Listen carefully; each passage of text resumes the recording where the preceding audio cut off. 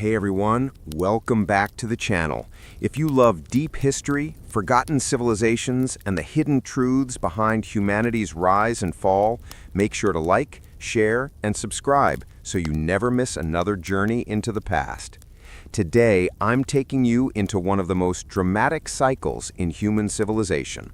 A cycle so old, so universal, that it shaped the destiny of ancient Sumer, the Maya, and dozens of others.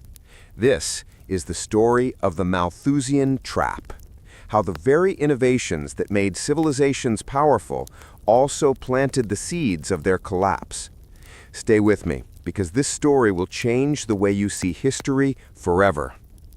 Long before our modern world of skyscrapers, satellites, and global trade, humans lived close to the earth. Food was scarce, danger was constant, and life depended entirely on the generosity of nature.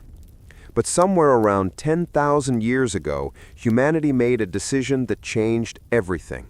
We stopped wandering, and we learned to control our food.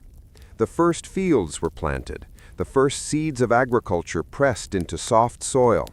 It seemed like the beginning of freedom. Instead of chasing herds across the plains, we grew food in our own backyards. Instead of starving in winter, we stored grain in clay jars. It looked like humanity had broken free from the limits of nature. But hidden inside this miracle was a quiet trap. As harvests grew larger, populations rose. More food meant more families, more villages, more mouths to feed. What began as abundance soon became pressure, and the first great civilizations, like ancient Sumer in Mesopotamia, felt this pressure more intensely than anyone.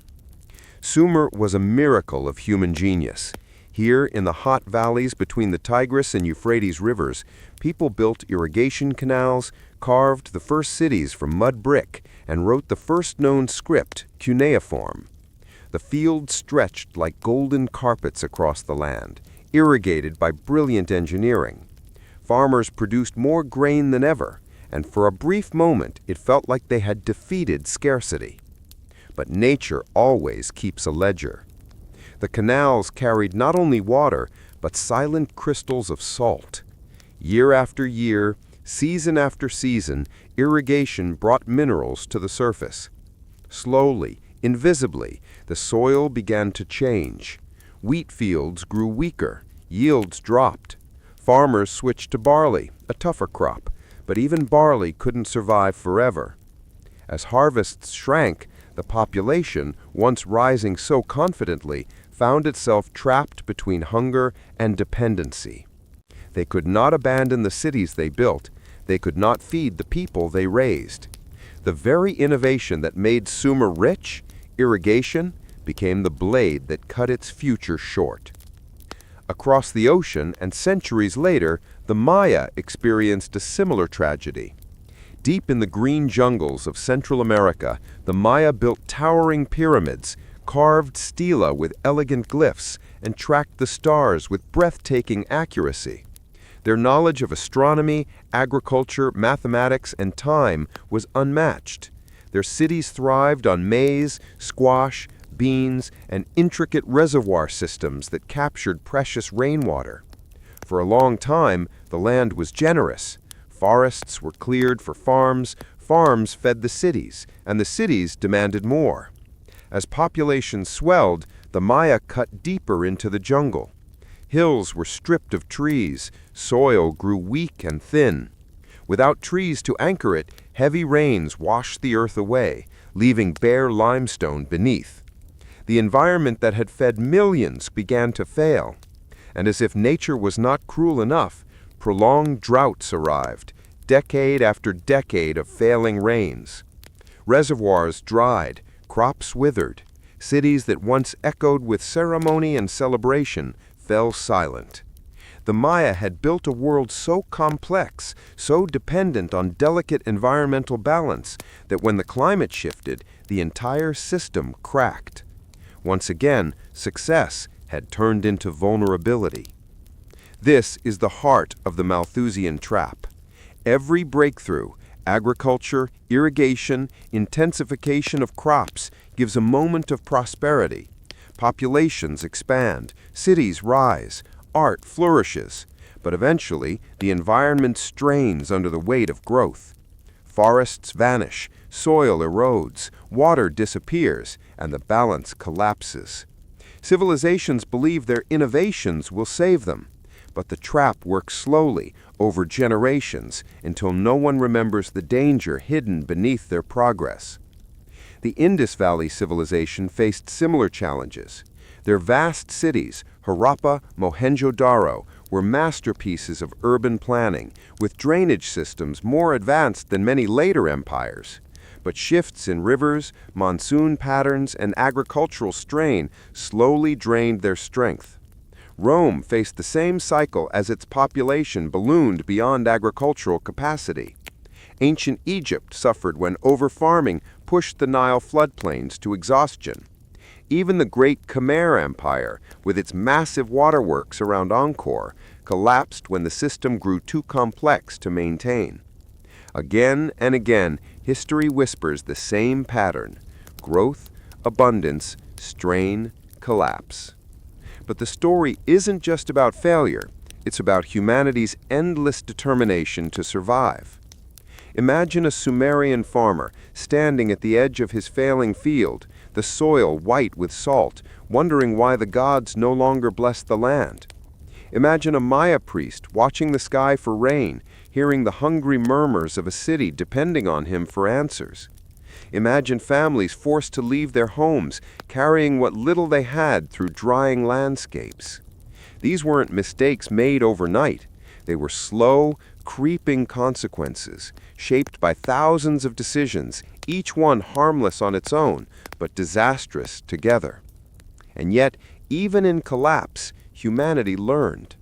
New crops were tried, new lands explored, old ideas replaced. The Malthusian trap wasn't just a story of decline, it was a teacher. It forced civilizations to innovate, migrate, adapt, and rise again. The real tragedy wasn't the fall of cities. It was how civilizations ignored the warnings written in the earth around them. Before written history had fully taken shape, long before maps, borders, or empires, humans relied on the fragile rhythms of nature. Rainfall, temperature, monsoon cycles, river floods, these were not simply natural events, they were the foundations upon which entire civilizations rested. People believed kings were chosen by gods, but in truth, it was climate that crowned the rulers of the ancient world, and when the climate changed, even the greatest kingdoms trembled. 4,200 years ago, a silent catastrophe began. Scholars call it the 4.2 kiloyear event, a sudden and dramatic global climate shift that altered weather patterns across vast regions. The skies dimmed, rains faltered, and the great rivers that sustained millions shrank to thin, lifeless veins. Civilizations that had thrived for centuries found their agricultural systems collapsing beneath them. And in their desperation, they discovered a painful truth. When nature breaks its rhythm, societies break with it. To understand how devastating this shift was, we begin with the Akkadian Empire, the first great empire in human history. Founded by Sargon the Great, the Akkadians had forged unity across Mesopotamia, stretching from the Persian Gulf to the Mediterranean. Their armies marched with precision. Their scribes wrote on clay tablets. Their farmers produced more grain than any earlier people. For 2 centuries, the Akkadians believed their empire had transcended nature itself. But the climate had its own plans. The rains that once fed the Tigris and Euphrates dwindled. Harvests diminished. Dry winds blew across northern Mesopotamia, carrying dust storms that darkened the sky. Tablets discovered by archaeologists tell a haunting story. The fields gave no grain. People wandered in search of food. The Great Famine lasted for years. Entire villages in northern Akkadian territories were abandoned as farmland turned to desert. Without food, no empire, no matter how powerful, could stand. Rebellions broke out. The political structure buckled. Within decades, the mighty Akkadian Empire collapsed into chaos. What makes the Akkadian story even more astonishing is that the collapse was not caused by war, invasion, or internal treason alone. It was nature pulling the foundation out from underneath them. Climate became the invisible enemy. Thousands of miles away, around the same time, another civilization faced a similar fate, one of the most enigmatic societies in ancient history, the Indus Valley Civilization. Sprawled across what is now Pakistan and northwest India, the Indus cities, Harappa, Mohenjo-Daro, Dholavira, were masterpieces of urban planning. Their drainage systems were more advanced than many later civilizations. Their standardized bricks, weights, and seals revealed a society of remarkable order and efficiency. Millions lived in peaceful, well-organized cities that thrived for centuries. And yet, their fate mirrored the Akkadians. The Indus civilization depended on a stable monsoon cycle. Year after year, seasonal rains fed their rivers, moistened their fields, and supported a vast agricultural system. But as the climate shifted, monsoon patterns changed dramatically. Some regions suffered from years of drought. Others experienced unpredictable, violent flooding. River systems, including the once mighty Ghaggar-Hakra, often identified with the ancient Saraswati, began to dry up. As water sources shrank, cities were gradually abandoned. Populations migrated eastward in search of reliable rivers. The uniformity and centralized order that once characterized the Indus culture dissolved. Trade networks broke. Urban life declined. What had once been one of the world's largest and most stable civilizations slowly unraveled, quietly, almost peacefully, but relentlessly. This was the power of abrupt climate change. Not always sudden destruction, but slow suffocation. The collapse of these civilizations didn't just disrupt agriculture, it shattered social contracts. In the ancient world, kings ruled because they were believed to maintain harmony between humans and the gods. When floods failed or drought spread, people questioned that sacred authority. Temples lost influence, royal power weakened, cities fractured into smaller regional powers. Social cohesion broke apart. This pattern repeated across continents. In Egypt, the Old Kingdom, the era of the Great Pyramid builders, also faltered during the 4.2K event. The Nile's flooding became irregular. Without the annual inundation, harvests declined sharply. Famine spread through the land. The centralized government collapsed into what historians call the First Intermediate Period, a time of political fragmentation and civil strife. Across the world, societies that had believed themselves eternal suddenly found their fates tied to forces far beyond their control. But to understand how deeply climate shaped the ancient world, we must look not only at the 4.2K event, but at the broader story of abrupt climate shifts. Centuries later, other droughts and shifts changed the destinies of powerful states. The Maya civilization in Mesoamerica faced repeated drought cycles that weakened their cities and intensified conflict. The Shang dynasty in China endured brutal climate swings that altered river flow and crop yields. Even the Roman Empire felt the pressure of cooling temperatures and shifting weather patterns that strained grain supply. The lesson was always the same. When nature becomes unstable, societies must transform or crumble. What makes these ancient collapses so compelling is how interconnected everything was. Agriculture was not merely a source of food, it was the backbone of political authority, economic systems, trade, religious beliefs, and cultural identity. When crops failed, everything failed. Imagine a farmer in the Acadian North watching dust storms swallow the horizon. His fields crack under the sun. His stored grain dwindles. His children cry in hunger. He travels south to cities hoping for food, but finds only chaos and overcrowded streets. Imagine a Harappan family on the banks of a shrinking river.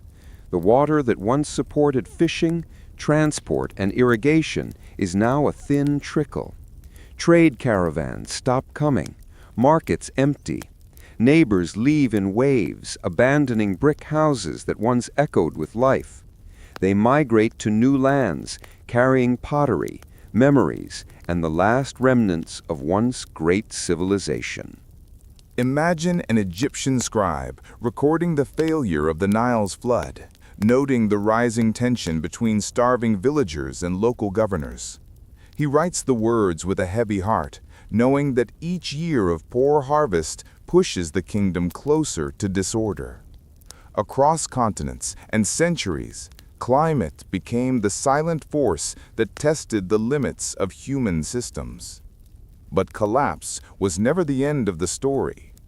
Humanity adapted, migrated, innovated. New political forms emerged, new technologies developed. In Mesopotamia, successor states rose after the Akkadian collapse. In South Asia, post-Indus cultures evolved along new river patterns. Egypt reunited after chaos and entered a Middle Kingdom renaissance. Civilizations do not vanish, they transform. The deeper truth we uncover is that climate change didn't simply destroy societies, it reshaped them. This story becomes even more relevant when we compare the ancient world to today. Modern civilization, like the Akkadians or the Indus people, relies heavily on stable climate patterns, food systems, water supplies, populations, economies. But unlike ancient civilizations isolated in their regions, today's world is interconnected. A drought in one country can raise food prices across continents. A failed monsoon can impact global trade. A shift in climate can displace millions, triggering tensions far beyond borders. The ancient collapses were ultimately local tragedies. But today's risks are global. And this is what makes the ancient stories profoundly important. They remind us that nature has always been the true architect of destiny. Civilizations rise when climate is stable. They decline when climate turns hostile. But humanity always survives by learning, adapting, and rebuilding. The 4.2 kiloyear event was not merely a disaster. It was a turning point that reshaped the ancient world. It scattered populations, ended empires, and forced migrations that would influence cultures for thousands of years. It is a reminder that the environment is not a backdrop to history, it is a main character. As we look back at the Akkadians fading into dust storms, the Indus cities emptying along dry rivers, and Egyptian farmers praying for a flood that never came, we see not just collapse, but a message written across time. Civilization is strong, but nature is stronger. And every society, past, present, and future, must face that truth. In the late 2nd millennium BCE, the world was more connected than most people today ever imagine. Long before modern ships or global markets, the great powers of the late Bronze Age were already tied together in a vast, delicate web of trade, diplomacy, and shared resources. It was a world where kingdoms rose not only through armies, but through access. Access to metals, to grain, to timber, to luxury goods that crossed mountains and seas. To survive, civilizations depended on neighbors they had never seen. And in that interwoven world, a single disruption, one famine, one war, one collapsed port could send shockwaves across continents. This is the story of how that interconnected system became so powerful and how it ultimately shattered. The empires of the Late Bronze Age were giants. Egypt, with its temples carved in golden sunlight, the Hittite Empire, stretching across the rugged lands of Anatolia, the Mycenaean Greeks, whose palaces glowed on hilltops, the Kassites of Babylon, the Canaanite city-states, the trading hubs of Cyprus, all were part of a single, complex economic system. Ships crisscrossed the Mediterranean carrying copper, tin, perfume oils, timber, spices, and precious stones. Messengers traveled between kings, delivering letters that survive to this day. These letters revealed a world where rulers called each other brother, exchanged daughters in marriage, and requested shipments of bronze or grain the way modern leaders request diplomatic aid. But hidden beneath this harmony was a dangerous dependency. Bronze, the metal that defined the age, was the heart of everything. Every sword, chisel, plow, and shield required it. But bronze is not a metal, it is an alloy. To create it, civilizations needed copper and tin, two resources almost never found together. Copper came from Cyprus, from Anatolia, from distant mines in the deserts. Tin came from even farther, the mountains of Afghanistan, the edges of Central Asia, or isolated pockets in Europe. No kingdom had both. That meant no kingdom could be self-sufficient. Every palace depended on a supply chain stretched across thousands of miles. And these routes passed through lands vulnerable to drought, raids, political disputes, or piracy. As long as everything ran smoothly, the world prospered. But when cracks formed, that prosperity turned to fragility. In Anatolia, the Hittite Empire began facing internal strain. A series of weak harvests and rising tensions with rival powers strained their ability to import grain. Their letters to Egypt became increasingly desperate, pleading for shipments of wheat to prevent famine. Egypt sent what it could, but it too relied on stable trade for bronze, timber, and horses. When Cyprus, the copper supplier, experienced political upheaval, the flow of copper slowed. Without copper, the Hittites could not equip their armies. Without armies, they could not protect the roads. Without roads, trade faltered even more. It was a domino effect, each collapse triggering the next. Meanwhile, across the Aegean, the Mycenaean kingdoms were experiencing their own troubles. Their palaces, Pylos, Mycenae, Tiryns, flourished on imported resources.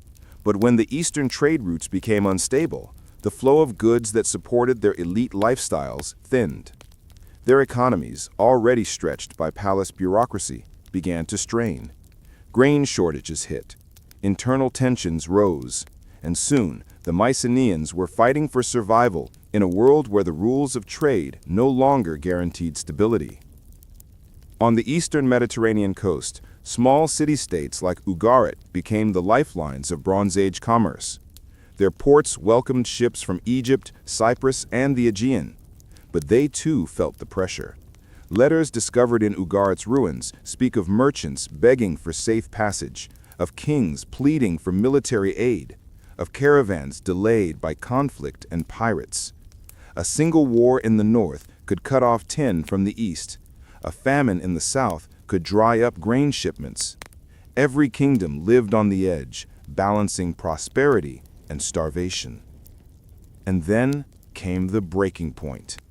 It didn't come from just one cause, but from many, an avalanche of disruptions. Prolonged drought hit the eastern Mediterranean, making harvests increasingly unreliable. Populations hungry for food moved in waves, displacing older settlements. Sea raiders, mysterious groups we now call the Sea Peoples, attacked coastal cities, burning ports and destroying ships. Inland tribes, driven by hunger or opportunity, invaded weakened kingdoms. Trade routes collapsed under the weight of warfare and migration. As copper shipments slowed to a trickle, bronze production faltered. Without bronze, armies could not rearm. Without armies, borders fell. Without stable borders, merchants refused to travel. The entire system collapsed like a fragile circuit with too many broken links. The fall of Ugarit is one of the clearest examples of this domino effect. Once a brilliant port city, it was suddenly cut off from supplies. Its king wrote desperate letters. "The enemy's ships are here. My troops are away. There is no time." The city was burned to the ground. It was never rebuilt. With its fall, a key node in the trade network vanished, like removing a vital organ from a living body. The Hittite Empire collapsed soon after, its capital reduced to ruins. Mycenaean palaces burned one by one. The great cities of the Levant fell silent. Egypt barely survived, fighting off invasions and struggling to maintain even a fraction of its old power. Writing systems disappeared in Greece. Art, trade, literacy, all declined sharply. The Mediterranean entered a centuries-long dark age. What made the late Bronze Age collapse so devastating was not simply war or famine. Many civilizations had survived those before. The true cause was interdependence. The system had become too interconnected, too reliant on delicate chains of production and resource flow. When one link broke, the others snapped with it. But even in collapse, humanity adapted. New iron technology slowly replaced bronze, requiring simpler supply chains. Smaller kingdoms emerged. New cultures rose on the ruins of the old. The world did not end, it transformed. Yet the lesson remained clear. When a civilization becomes dependent on faraway resources and fragile networks, its strength can become its greatest weakness. The late Bronze Age was a golden world, brilliant, globalized, sophisticated. But its downfall reminds us that complexity is a double-edged sword. Interdependence brings prosperity until the day it brings collapse. In every age of human history, the rise of civilization brought with it not only prosperity, but a burden, a silent tension woven into the fabric of society. Empires grew by accumulating wealth, land, and power. But with each new triumph, a divide widened between those who ruled and those who labored beneath them. And in many great civilizations, from ancient Mesopotamia to imperial China, but most famously in Rome, this growing imbalance became the seed of decay.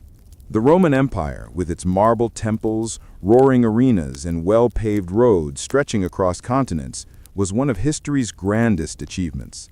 It dazzled outsiders and citizens alike. But beneath the golden surface lay fractures invisible to the crowds cheering in the Colosseum. For centuries, Rome expanded through conquest, and with each conquered province came new wealth: gold, grain, slaves, tribute. This wealth, however, flowed upward, not outward. The elite families, the senatorial class, and later the imperial court absorbed the lion's share of resources, while ordinary citizens saw their own opportunities shrink. In the early days of the Republic, Rome had been a society of modest farmers and proud civic values. But by the height of the empire, vast estates known as latifundia had replaced family farms, owned by aristocrats who rarely visited them.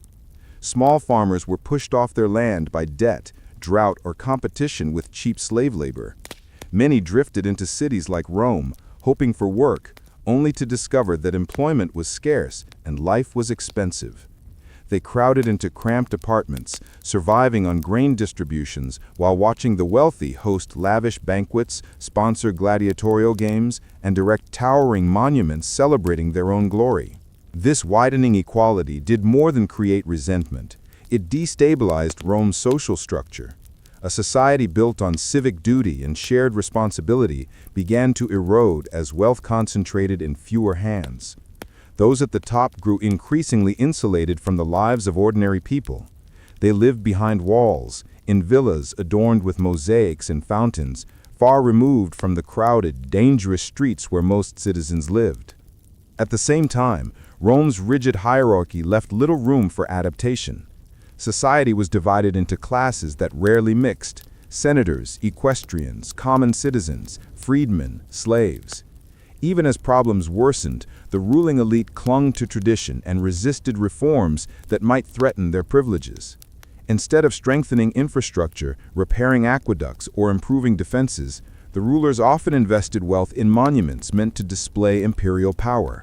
Massive statues, triumphal arches, and ornate temples. The grandeur impressed the world but did little to address the weakened foundations of society. Meanwhile, the empire faced new crises: economic instability, foreign invasions, and the ever-growing costs of maintaining a vast territory. As Rome expanded, governing it became more difficult. Roads deteriorated, fortresses went unrepaired, and border provinces were left vulnerable. Instead of confronting these practical issues, many emperors focused on spectacle. Grand ceremonies, games, and monumental construction projects meant to mask decline rather than fix it. The people saw this. Resentment simmered. Trust began to break. In remote provinces, where tax burdens were heavy and protection was minimal, rebellions flared. Communities questioned why they should remain loyal to an empire that demanded everything from them and offered little in return. Internal revolts were not merely reactions to economic distress, they were the result of a deep sense of abandonment. When rulers appear indifferent to suffering, public order collapses. The Roman army, once a symbol of discipline and unity, also began to fracture. Soldiers posted far from home felt forgotten by the wealthy elites who commanded them. Many legionaries came from impoverished backgrounds and had little loyalty to the aristocrats of Rome. They fought tirelessly, but their pay was inconsistent, and their equipment deteriorated because funds were often diverted to noble estates or grand public spectacles. In time, loyalty shifted from the empire to individual generals who promised wealth or security, further weakening central authority. Corruption became a daily reality. Governors extorted provinces, tax collectors demanded bribes, politicians bought power rather than earning it. And in the heart of the empire, emperors came and went in rapid succession, some assassinated, others overthrown, few capable of addressing the deep structural problems that had taken root. All the while, the ruling class maintained the illusion of prosperity. They built new arenas, baths, and monuments, insisting Rome was eternal. But monuments could not feed the hungry or repair crumbling walls. Each new structure signaled not strength, but desperation. A way to distract the public from the growing chaos. As the empire struggled, barbarian pressures intensified. Germanic tribes pushed against Rome's northern borders, driven by hunger, climate shifts, and their own internal migrations. Rome, stretched thin and internally divided, could no longer mount an effective defense. Armies were recalled from distant provinces, leaving vulnerable regions exposed. Trade routes that once carried goods from Africa, the Middle East, and Europe became dangerous to travel. Economic decline accelerated. But even then, many senators argued against reforms, still clinging to outdated privileges. They debated land redistribution, tax changes, agricultural recovery programs, but rarely acted. They feared losing influence more than they feared losing the empire itself. In the cities, unrest grew. The gap between luxurious villas and overcrowded slums became impossible to ignore. Food shortages led to riots. Citizens questioned the competence of their leaders. The social contract that had once bound Rome together unraveled. Public trust, once the invisible force holding the empire together, dissolved. By the 4th and 5th centuries, Rome still stood in marble, but the world beneath the marble had changed. Wealth inequality had hollowed out the middle class, creating a society of extremes: immense privilege on one side, desperation on the other. Inflexible hierarchies prevented necessary reforms. The elite failed to adapt to new realities, choosing comfort and ceremony over innovation and responsibility. And the crises, economic, military, environmental, kept stacking until the burden became unbearable. When Rome finally fell, it did not collapse in a single dramatic moment. It crumbled slowly, piece by piece, province by province, institution by institution. And when the Western Empire disappeared, the world entered a period of fragmentation and transformation. But its fall teaches a universal truth. When inequality grows too wide, when rulers protect their status instead of their people, when societies cling to old systems instead of adapting, collapse becomes inevitable. The wealth that once strengthened an empire becomes the very weight that drags it down. Across history, many civilizations have faced this pattern. The Maya, various Chinese dynasties, ancient Egypt, and others experienced similar declines rooted in inequality and inflexible leadership. Rome's story is simply the most famous example, a mirror held up to humanity's recurring mistakes. Civilizations do not shatter like glass thrown to the ground. They erode like ancient stone cliffs battered by centuries of wind, water, and time.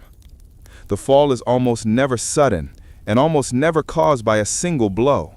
Instead, the decline of societies across human history reveals a deeper, more tragic pattern. A chain reaction of misfortunes, where one crisis intensifies another, until even the strongest empires, rich with army, culture, and pride, sink slowly into the silence of ruins. This is the story of that pattern. The story of how environmental shocks stir scarcity, how scarcity ignites conflict, how conflict weakens defenses, and how weakened civilizations crumble under the weight of external pressures.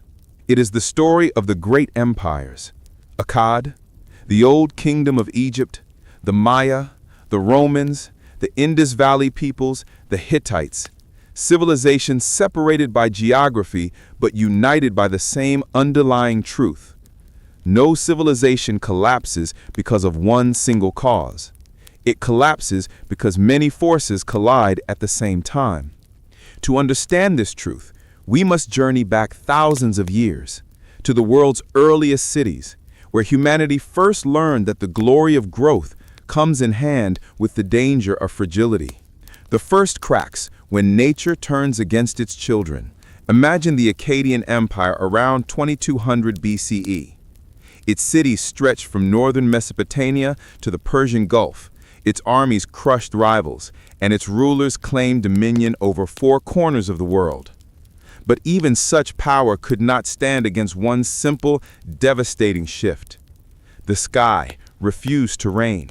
The 4.2 kiloyear event, a massive, abrupt climate disruption, swept across regions as far as Egypt, Mesopotamia, and the Indus Valley. Rainfall patterns altered, rivers shrank, and farmlands dried into dust. At first, the people believed the drought was temporary. They prayed to the gods, rationed grain, and waited. But the seasons continued to betray them. Food shortages ripple through societies in slow but deadly waves. First, prices rise. Then hunger spreads. Then fear replaces cooperation. Farmers abandon fields that no longer yield harvests. Merchants guard dwindling supplies. Soldiers become restless as their families starve. Governments lose legitimacy as they fail to provide relief. And finally, cities, once symbols of human triumph, transform into pressure chambers waiting to explode. For the Akkadians, the drought was the first spark, but it was not the cause of their collapse. It was merely the beginning. When resources vanish, unity vanishes with them. This is a truth that civilizations across the world discovered too late.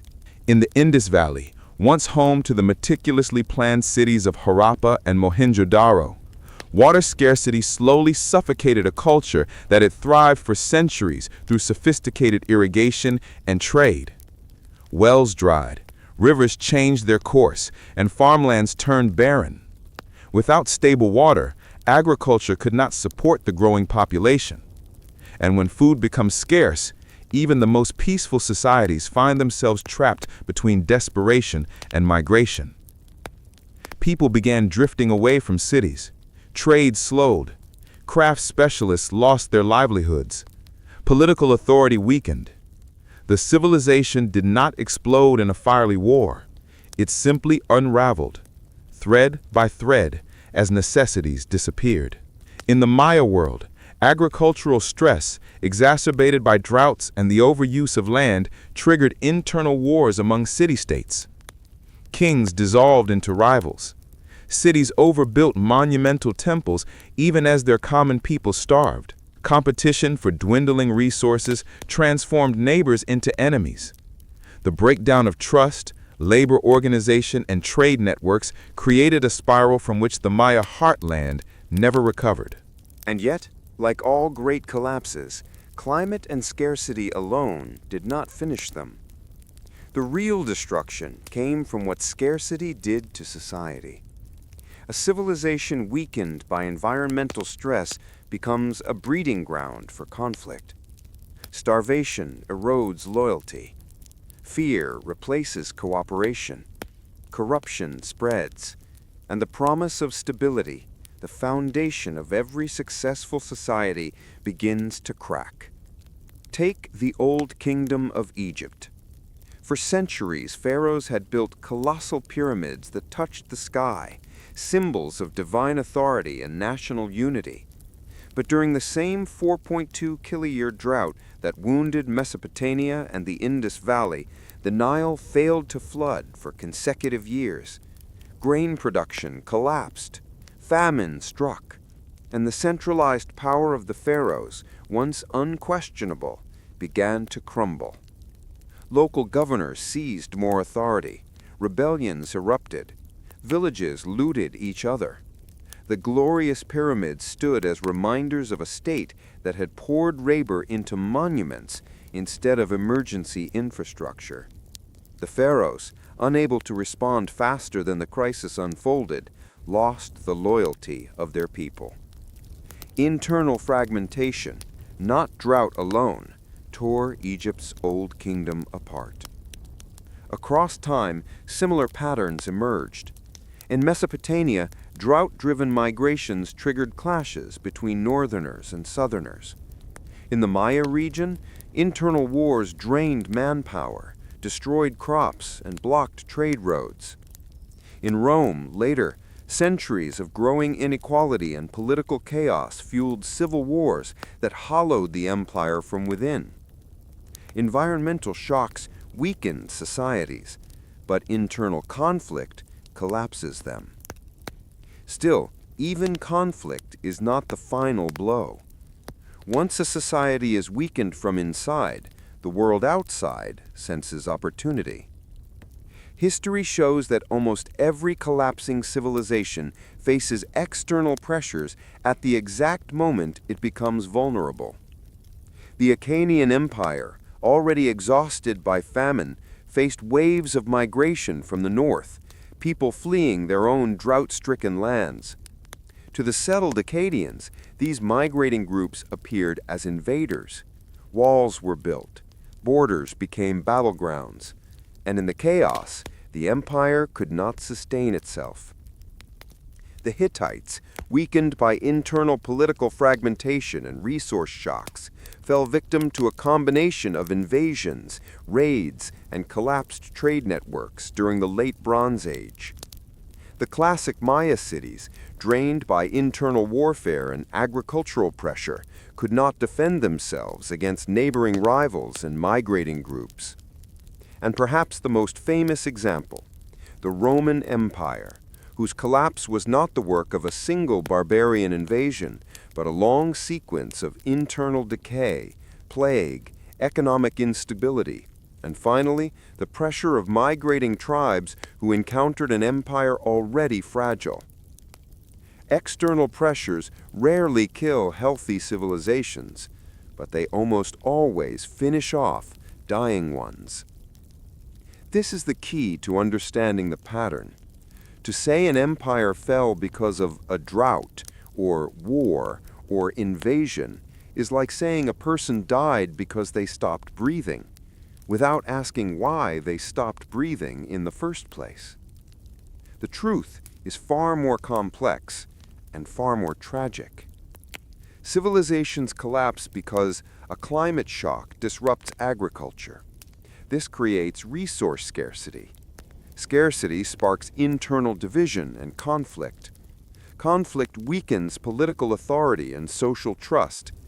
Weakened societies cannot defend themselves against external pressures. Collapse becomes inevitable. This chain reaction appears again and again, across continents, across centuries, across cultures. The Akkadians, the Indus Valley, the Maya, the Hittites, the Romans, the Egyptians, the Mycenaeans, the Liangzhu culture in China, dozens more. Each collapse looks unique from the outside, but inside, all share the same structure, the same tragic anatomy. Civilizations fall not because of one sword stroke, but because of 1,000 small wounds. This story of cascading collapses is not just ancient history. It is a mirror, a warning, a reminder that complexity is both strength and fragility. Modern societies depend on globalized trade networks, energy systems, digital infrastructure, and food supplies stretched across continents. Like the Bronze Age system, we are deeply interconnected. Like the Maya, we rely heavily on fragile environments. Like the Romans, we face political divisions that widen during crises. And like every fallen civilization, we are not invincible. The lesson is not fear, but awareness. Civilizations do not collapse when one thing goes wrong. They collapse when many things go wrong at the same time, and no one adapts. History is never just a record of the past. It is a mirror held up to the present, reflecting both our achievements and our vulnerabilities. As we survey the ruins of once mighty civilizations, we find not just stone and dust, but warnings encoded in human experience. Societies rise and fall not because of a single mistake, nor merely because of misfortune. They fall because small vulnerabilities compound, interact, and accelerate one another until even the most seemingly invincible structures crumble. In the light of these lessons, it is impossible not to consider what such patterns mean for contemporary America and global society. Across millennia, from Mesopotamia to Mesoamerica, from the Bronze Age kingdoms to the Roman Empire, a repeating pattern emerges. Civilizations rarely succumb to a single disaster. Instead, their decline is the result of a complex interplay of environmental shocks, social stratification, economic dependency, and political fragility. Take, for example, the Akkadian Empire. Around 2200 BCE, prolonged droughts, likely connected to the 4.2 kiloyear event, devastated its agricultural base. Crops failed, rivers dried, and grain stores dwindled. The immediate result was not the collapse of the empire, but famine. Famine bred unrest, undermining the loyalty of regional governors and local populations. As internal cohesion weakened, the empire became increasingly vulnerable to incursions from neighboring nomadic groups. Environmental stress, social division, and external pressures combined to destroy one of the world's earliest urban empires. The Maya of Mesoamerica faced a remarkably similar trajectory centuries later. Their sophisticated city-states relied heavily on intensive agriculture and intricate trade networks. When repeated droughts struck, food scarcity coincided with political rivalries and social tension. Internal warfare drained resources, disrupted trade, and prevented effective governance. By the time neighboring groups pressed into weakened territories, the system was already in terminal decline. It was never one cause alone. Climate, conflict, and societal rigidity converged to produce collapse. Even the Roman Empire, whose grandeur spanned continents and centuries, fell prey to multiple simultaneous pressures. Economic inequality, overextended borders, corruption, political instability, and invasions by migrating peoples combined into a complex web. No historian can point to a single day or event as the cause of Rome's fall. Rather, it was the accumulation of interdependent stresses that ensured its demise. These examples illuminate a crucial truth. Civilizations fall when vulnerabilities multiply, overlap, and interact. Small weaknesses alone are rarely fatal. It is the convergence of stressors that leads to systemic failure. When we consider these historical lessons, it is difficult not to notice echoes in contemporary society, especially in America and the globalized world. While technological advancements, political institutions, and international cooperation have created unprecedented levels of prosperity and resilience, new vulnerabilities have emerged that resemble those of past civilizations. Ancient societies were often critically dependent on single resources. Mesopotamia relied on the Nile and Tigris-Euphrates rivers, the Maya on maize and managed forests, and the Bronze Age civilizations on tin and copper for tools and weapons. When these essential resources were disrupted by drought, trade collapse, or environmental change, societies could not adapt quickly enough. Modern society mirrors this dependence in various ways. Global energy networks, semiconductor supply chains, and water resources are concentrated and interconnected. Disruptions, whether caused by climate change, geopolitical conflict, or natural disasters, can cascade across industries, affecting millions of people. Just as the Akkadians could not withstand a multi-year drought, our over-reliance on finite or concentrated resources makes modern society inherently fragile. Environmental shocks were catalysts for collapse in antiquity. Droughts, floods, volcanic eruptions, and shifts in ocean currents caused famine, migration, and conflict. Today, climate change acts as a global stressor with even greater reach. Rising temperatures, desertification, more frequent extreme weather events, and sea level rise threaten agricultural production, human settlements, and economic stability. Ancient civilizations had limited ability to mitigate climate impacts. Today, we have science, technology, and global coordination. Yet our scale of societies, densely populated cities, global supply chains, and concentrated infrastructure means that climate stress can trigger cascading failures, much like historical droughts disrupted city-states, trade networks, and empires. Many ancient collapses were exacerbated by social rigidity and inequality. The Maya elite constructed monumental temples while commoners struggled to feed themselves. Rome's concentration of wealth among the aristocracy, coupled with exploitative taxation, eroded loyalty and created internal instability.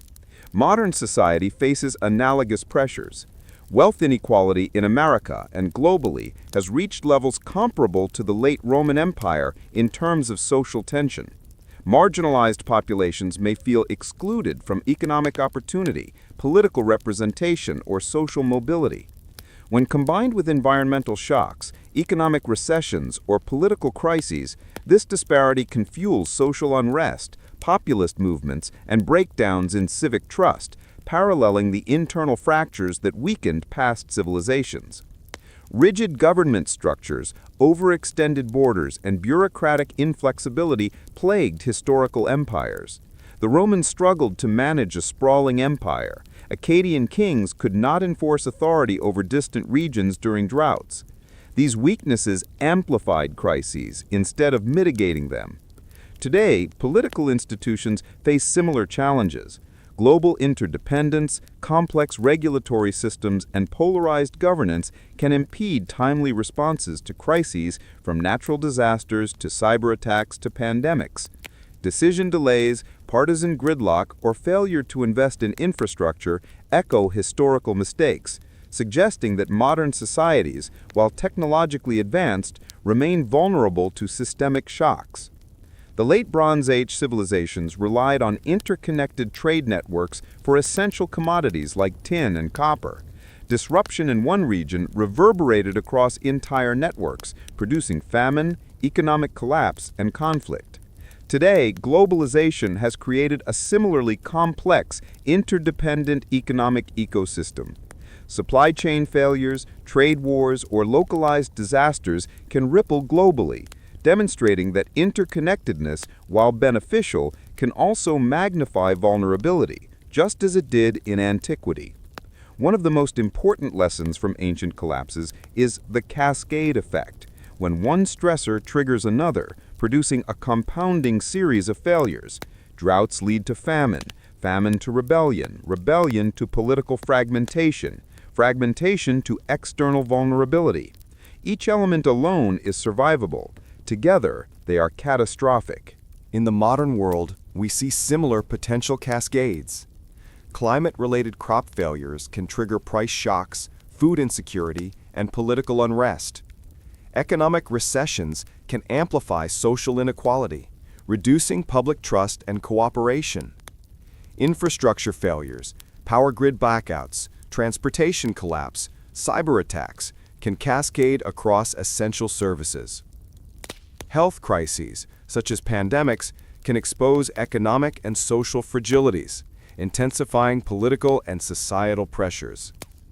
Understanding the interconnectedness of modern systems is essential to prevent cascading failures akin to those that destroyed ancient civilizations. Adaptation, diversification, and proactive governance are not optional. They are survival mechanisms. The most resilient societies in history were those that recognized vulnerability and adapted. Some Egyptian dynasties survived long after the Old Kingdom's collapse by reforming taxation, investing in irrigation, and decentralizing governance. Certain city-states in the Indus Valley endured environmental stress by relocating populations or altering agricultural practices. Adaptation was not a guarantee of survival, but it provided a buffer against compounding crises. In contemporary society, resilience takes similar forms. Diversifying energy sources reduces vulnerability to oil shocks. Investing in climate-resilient agriculture and water management mitigates environmental risk. Strengthening civic institutions and social safety nets reduces the societal impact of inequality. Maintaining strategic reserves, robust infrastructure, and flexible governance enhances capacity to respond to unexpected shocks.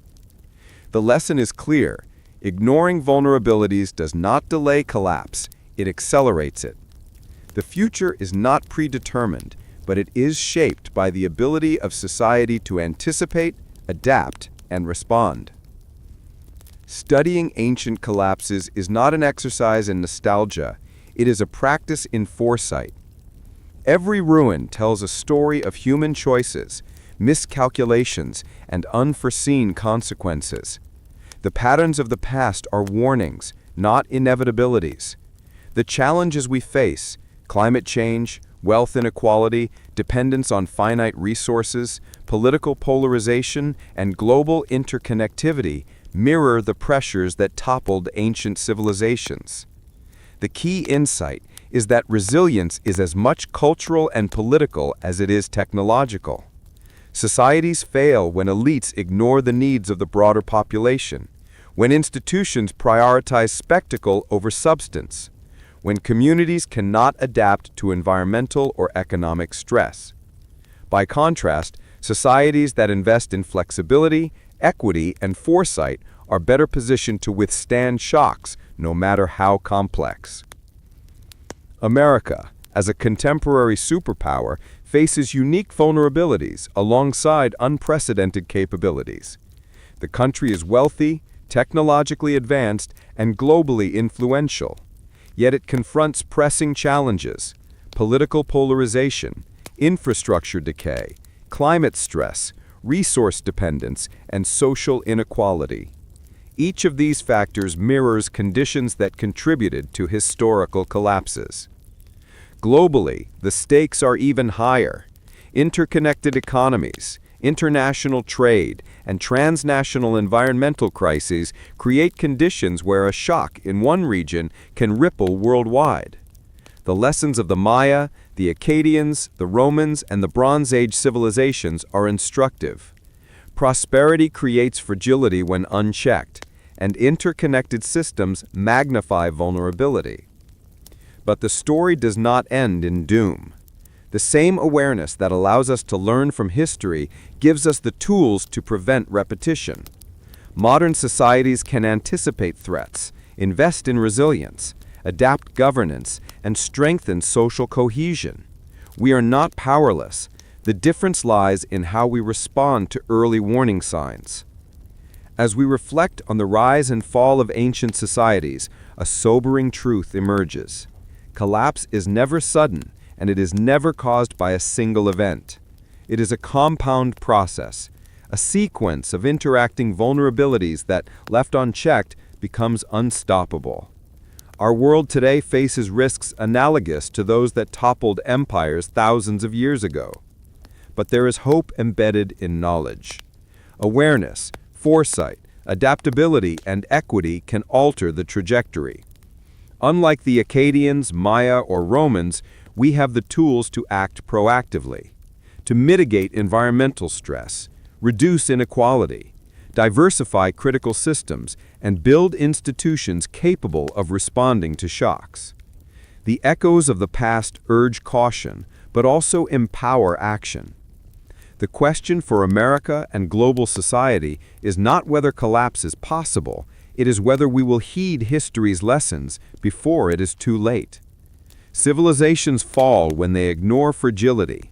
They endure when they embrace adaptability.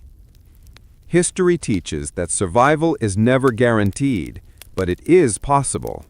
And it is our responsibility to learn, act, and preserve the promise of civilization for generations yet to come.